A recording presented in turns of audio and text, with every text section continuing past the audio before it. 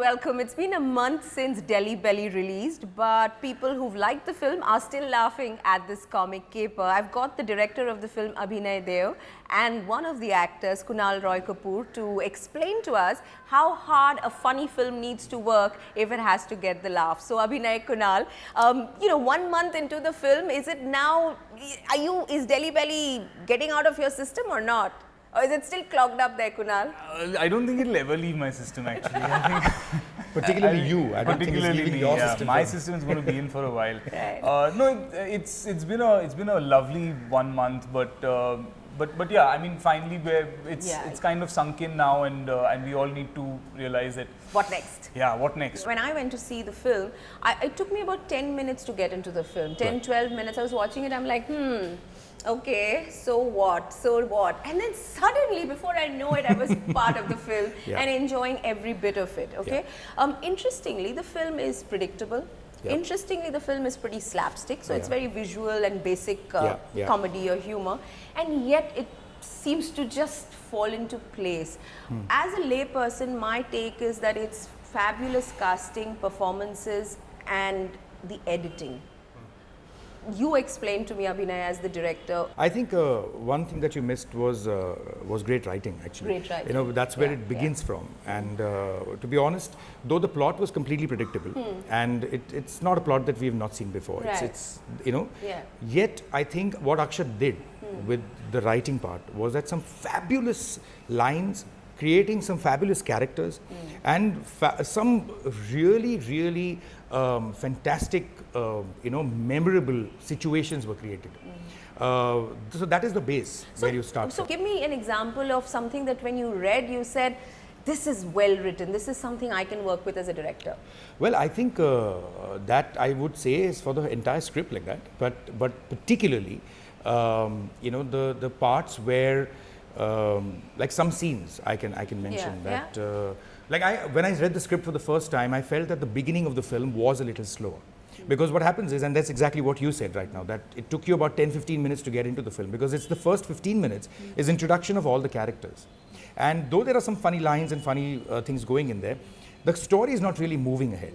So yes, it does take 15 minutes to get into the film, but once you get into the film, once the introduction of the villain, the villain comes in front of you, once that package kind of changes hands and reaches the wrong guy, the right package reaches the wrong guy, then there is no stopping the film.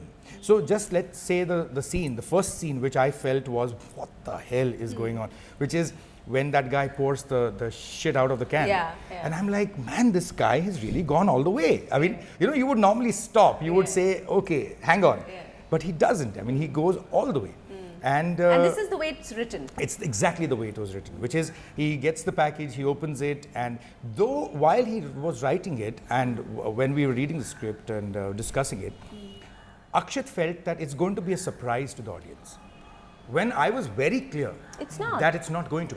No, I shot the thing like that. I mean, so see, right that's what I want you to explain. How does that written story create an impact? Because when I was watching it, I knew exactly what was coming out, but I couldn't, I was like... And all of the audience did as well. I mean, because the laughter for that sequence actually starts much before earlier. The reason is because I felt while I was reading it, I knew what was coming. So Akshat and me had that, that little discussion about the fact that, but how do you, because it should be a surprise. It should be a surprise. I said, no.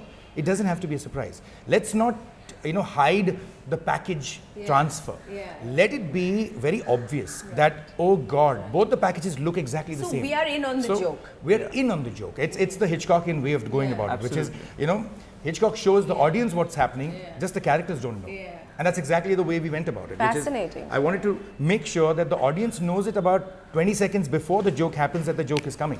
So the anticipation of the joke is what really works. Nitin, the character you play, the guy who suffers from the Delhi Belly, you were in a sense the most slapstick part of the film, isn't it? In terms of the humor you were bringing in. I mean, you were the guy who had to fart, you were the guy who was belching, you were the guy who had the loosies, So That's interesting because what you bring and the humor you had to bring out in your character is different from what Veer had to do or from what Imran had to do, Absolutely, isn't it? absolutely. Just give us a sense of how you interpreted what you had to do. Well, honestly, you can't play the humor of it. You have to play the pain that the character is going through. So you never look at.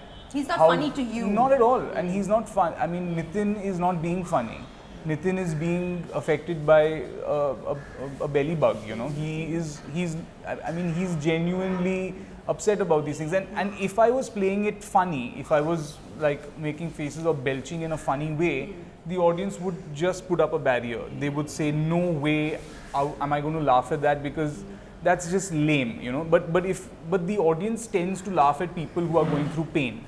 I mean, this is a very basic comic thing that they laugh. They just like laughing at people who fall down, who, you know, at a very basic slapstick level. But Fact. Yeah, fat is funny. Fat and in people, fact, you because put on weight for the film, I Yes, believe. So I did did, that yeah. come from the fact that you believe fat is funny, or the director believes fat is funny? no, I think the way Don't they be saw the politically correct. character. I'm not. I mean, it's No, just an no. observation. No, the way they saw the character was just a fat guy, and Okay. I think. See, the fat was actually more less for fun or funny. It was more for the building the character, which is he's a slob. He's he's a lovable slob is what I had in mind when I was reading the character. Right. But I don't believe fat is funny, to be very, very honest. I actually believe that it becomes funny when you weave it, when there are situations around him, or when fat ends up helping build the character more. You know, and that's exactly what happened with Kunaal. When you just took us through that scene of the goon getting the wrong package, and actually pouring that out, and you said you wanted the audience in on the joke. How do you get the audience in on a joke? Now I want you to demystify the craft a bit. To begin with, it starts from the performances itself, where the performances are very straight. Like my first rule, there was a workshop that we had before we started the shoot. Get to that, And in that, the first rule that we set for ourselves was that none of us need to act. We just need to be. Let's go with the scenes. Let's trust the writing to a level where we don't have to do antiques to kind of make this writing pop. It's going to pop because it's really interestingly written. It's the characters are already, and get into the skin of the characters. So that's where it begins. So if you just, let's say that particular scene where in the scene begins, or rather the laugh kind of begins a little earlier, when Nitin looks at Arup and says, I need to send this stool sample, will you take it? And Arup says, get lost, I'm not going to take it. And that's where you cut it at that point, and you go to he's actually doing it. And that's both the characters establishing themselves packed straight on into one cut, which is Nitin, a character who wants to push things on to another guy, and the other guy saying no, still does it, ends up doing it every time. So you set that character up. Now in there, we did not shy away from not showing the package. We were very clear, this is the package, looks exactly the same. So it's a switch which is so obvious in your face. So the audience is getting jollies out of the fact that, oh shit, it shifted. Oh, there, that's gone. And your mind is already, exactly, and the mind is already kind of gone, into the spin. And this is simply trusting your writing, trusting your actors, and trusting the simplicity of your craft. And the editing helps you to kind of just time it just perfectly after it's all done. Absolutely, it's just the perfect timing. Humor is all about timing. It's nothing else. And that is, that is exactly what you're saying about suspense, because when the characters know, then you're just laughing at how they're going to react. So when you're at the brothel and in a very affectionate gesture you squeeze the prostitute's breast, was that in the writing, was that improv, or was that direction? That was Tell me, no somebody. way that was improv. That was he's not going to say it's improv, even if it was. What was that? That was in the writing. It started off in the writing, and then through a long negotiation process, we got the right and very lovely woman to play the role. I thought it was very affectionate. It was almost affectionate. Well, it was discourteous, but the affection that comes out of discourteous affection that comes out of familiarity. He did it in such a loving manner, I have to say. That it surprised me at the back of the camera. I'm like, wow, I never knew that this is what was intended. But yeah. So there was a bit of improv. No, I see. No, Okay, it the was scene didn't have any improv. It was written in. Yeah. I don't know what's going on in Akshat's Yeah. mind while he was writing it, or what has happened in his life previously for him to have written this. But But the tenderness Yeah. that came in was Kunaal. absolutely, he brought that. Yeah. That's just the person and I am. When I Unintended. every time I squeeze a Even when prostitute's you're breast, I do that. Yeah.